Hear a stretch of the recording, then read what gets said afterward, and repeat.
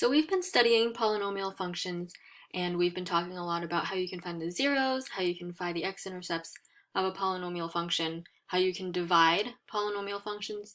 So now we're going to get into graphing polynomial functions today. So first, we are going to absolutely apply what we've already learned about polynomial functions and finding roots. Now, if you have a polynomial function and you're trying to graph it, you want to first start out by figuring out what the roots are. Now, if it's in factored form, you will want to set each factor equal to 0 and solve. Now, if it's not in factored form, if it's in what we call standard polynomial form, you will need to put it in factored form. Now, how do you put it in factored form?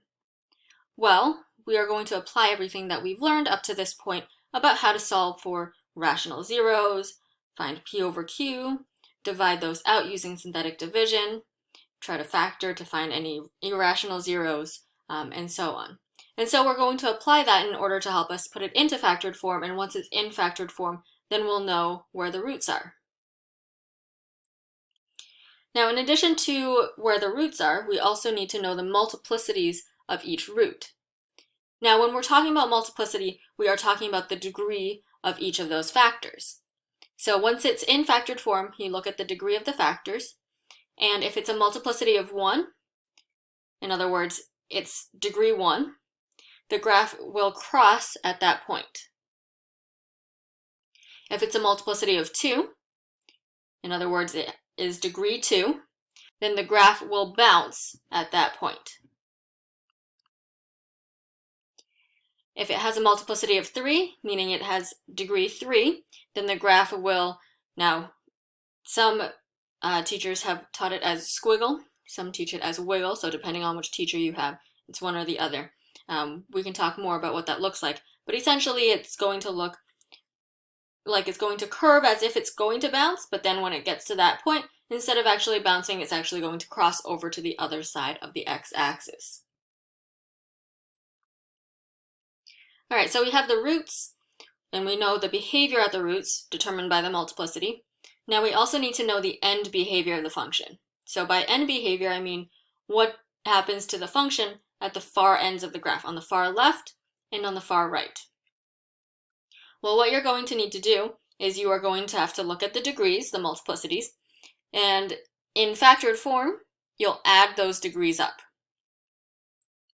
And then depending on if it's an even degree or an odd degree, your end behavior is going to be different. The other thing that end behavior depends on is the leading coefficient. So if the leading coefficient is positive versus if the leading coefficient is negative, when you have an even or an odd degree. Those are the two things that are going to be factors. So if you have an even degree and the leading coefficient is positive, then the end behavior is going to be up on both sides. However, if the leading coefficient is negative and you have an even degree, then it's going to be down on both sides. One way I like to remember it is when you have an even degree, it's going to be even on both sides. It's going to be the same thing on both sides. If it's positive, it'll be up. If it's negative, it'll be down. Now, when you have an odd degree and the leading coefficient is positive, then the end behavior is going to be down on the left and up on the right. On the other hand, if the leading coefficient is negative, it's going to be just the opposite. So it'll be up on the left and down on the right.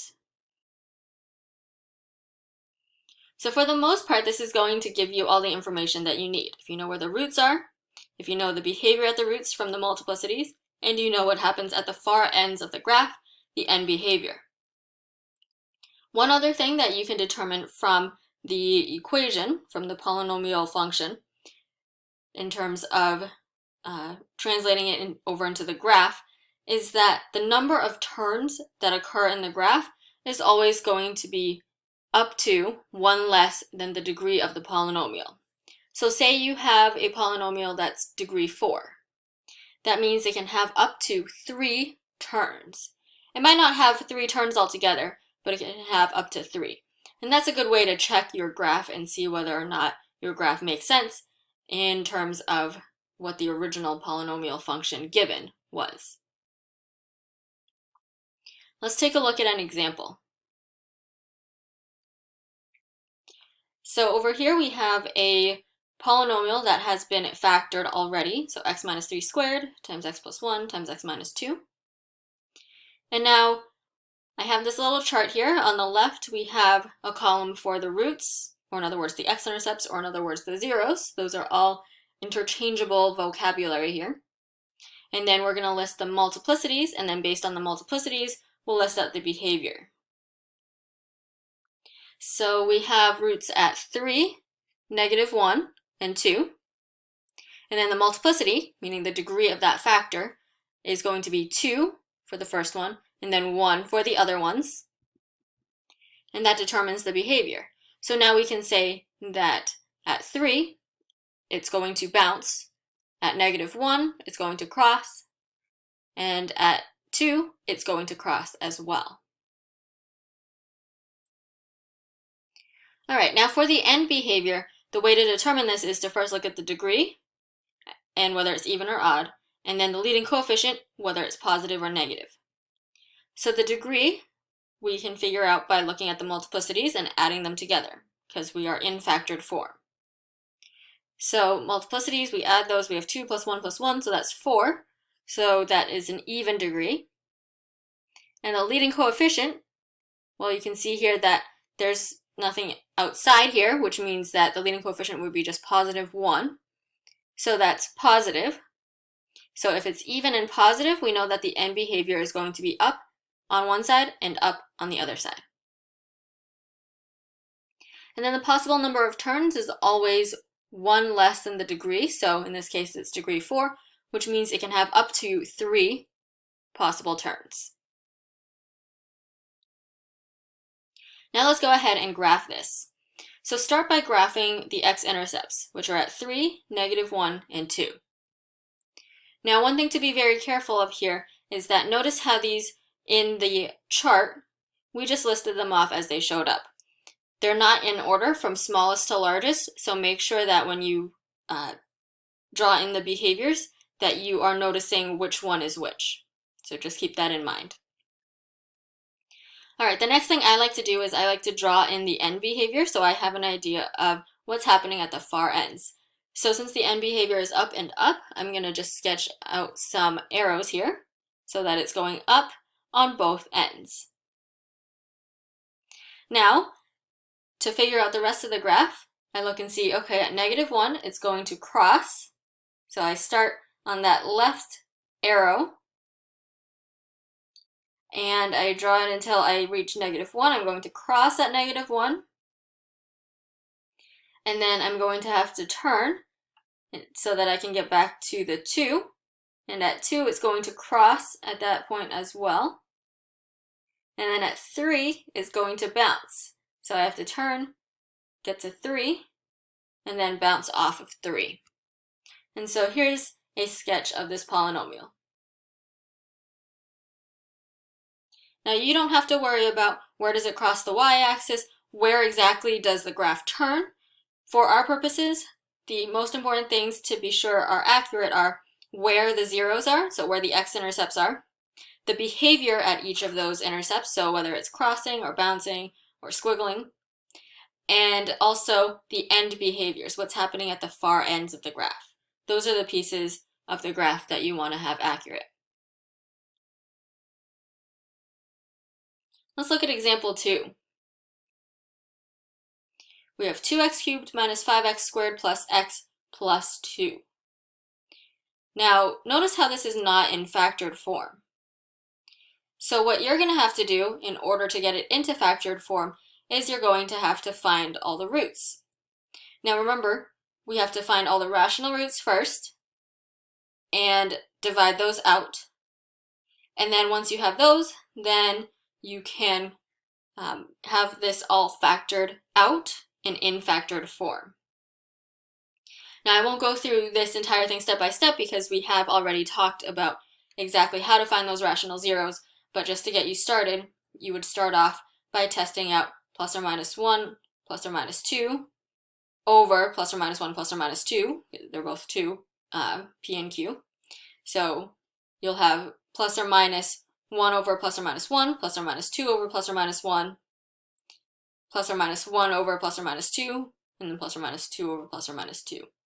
You'll end up finding that 1, 2, and negative 1/2 are all roots, and then you'll have to divide those out using synthetic division.